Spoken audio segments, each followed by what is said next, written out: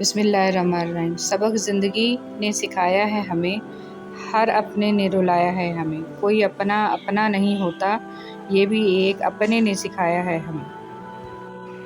دل میں منافقت رکھ کر زبان کا میٹھا بننا ہمیں نہیں آتا، جسے عزت دی دل سے دی، جسے چھوڑا دل سے چھوڑا۔ ضروری نہیں کہ کچھ غلط کرنے سے دکھ ملے، حد سے زیادہ اچھے ہونے کی بھی قیمت چکانی پڑتی ہے۔ حضرت علی رضی اللہ تعالیٰ عنہ نے ارشاد فرمایا، جب کسی کو کسی سے رشتہ ختم کرنا ہو تو سب سے پہلے وہ اپنی زبان کی مٹھاس ختم کرتا ہے۔ ہم نے چھوڑ دیے وہ لوگ جنہیں ضرورت تھی پر قدر نہیں۔ یا اللہ، جو سر تیرے سامنے جھکتا ہو اسے دنیا والوں کے سامنے جھکنے سے بچا، آمین۔ قرآن کریم۔ ہم نوکری کی لالچ میں بہت ساری کتابیں پڑھ لیتے ہیں، لیکن جنت کے لالچ میں قرآن کریم نہیں پڑھتے۔ ایک سویرا تھا جب ہنس کر اٹھا کرتے تھے ہم، اور آج کئی بار بنا مسکرائے ہی شام ہو جاتی ہے۔ کتنے دور نکل گئے ہم، رشتوں کو نبھاتے نبھاتے خود کو کھو دیا ہم نے، اپنوں کو پاتے پاتے۔ لوگ کہتے ہیں ہم مسکراتے بہت ہیں، اور ہم تھک گئے درد چھپاتے چھپاتے۔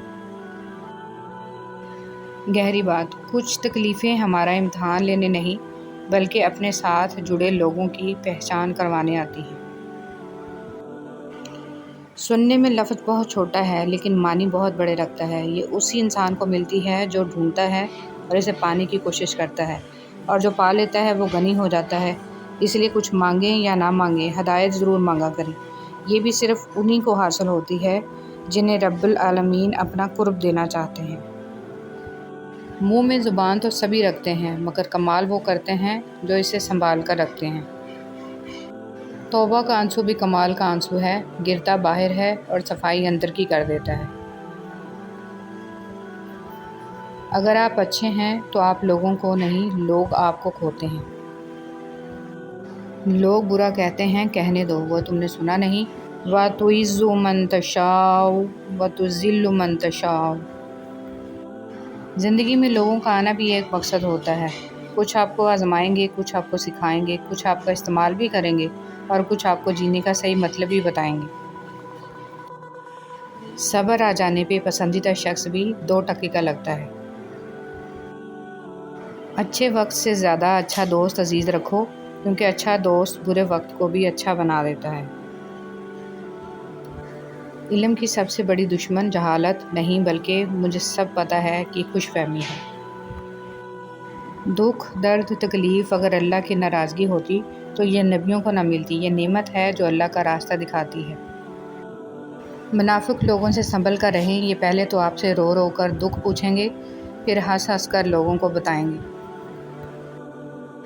لوگوں کے سامنے مسکراتے رہا کرو اور اللہ کے سامنے گڑ گڑاتے رہا کرو، کیونکہ دنیا مسکرانے والوں کو پسند کرتی ہے جبکہ اللہ پاک گڑ گڑانے والوں کو پسند کرتا ہے۔ قرآن مجید۔ قرآن پاک کو تنہائی کا رفیق بنا لیں۔ اگر کسی دن قرآن پاک نہ پڑھ سکیں تو دوست کی طرح اس پر ہاتھ رکھ دیں کہ کل اچھی طرح ملیں گے، بہت سا وقت اکٹھے گزاریں گے۔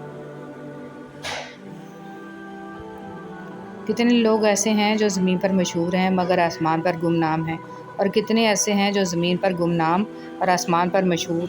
عزت تقویٰ سے ہے، قوت سے نہیں۔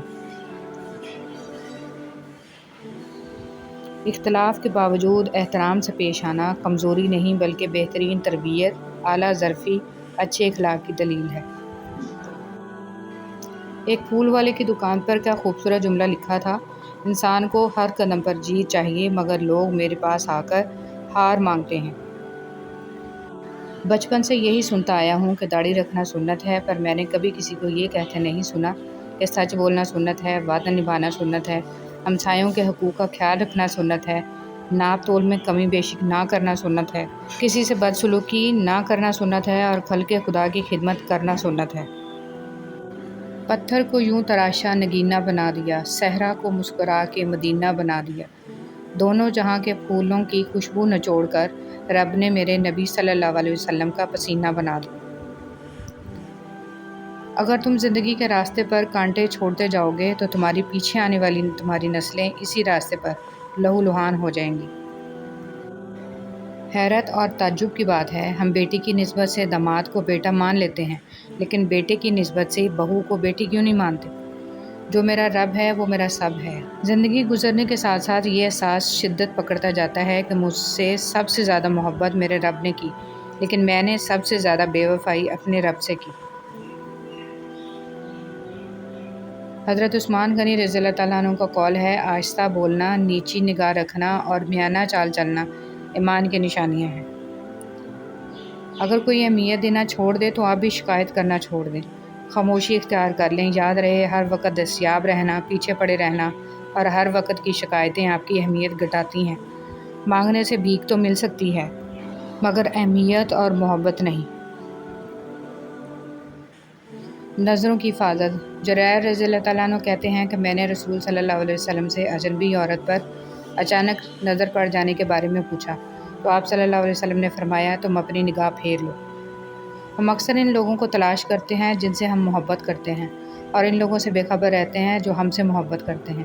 اپنے والدین، اہل خانہ اور مخلص لوگوں کی قدر کریں اس سے پہلے کہ ہم ان سے محروم ہو جائیں۔ اٹھانا خود ہی پڑتا ہے تھکا ٹوٹا بدن اپنا، کہ جب تک سانس چلتی ہے کوئی کندھا نہیں دیتا۔ حضرت عمر رضی اللہ تعالیٰ عنہ کا قول ہے، خشوع و خضوع کا تعلق دل سے ہے، نہ کہ ظاہری حرکات سے۔ جہاں تعریف کرنی ہو وہاں بڑے بڑے چپ ہو جاتے ہیں اور برائی کرنے کے لیے گونگے بھی بول پڑتے ہیں۔ اے خالق کائنات، جن مشکلوں اور پریشانیوں میں ہم مبتلا ہیں تو انہیں اپنی شان کریمی سے حل کر دے۔ ہمیں دنیا اور آخرت کی ذلت اور رسوائی سے بچا اور دنیا اور آخرت کی بھلائی عطا فرما۔ آمین ثم آمین۔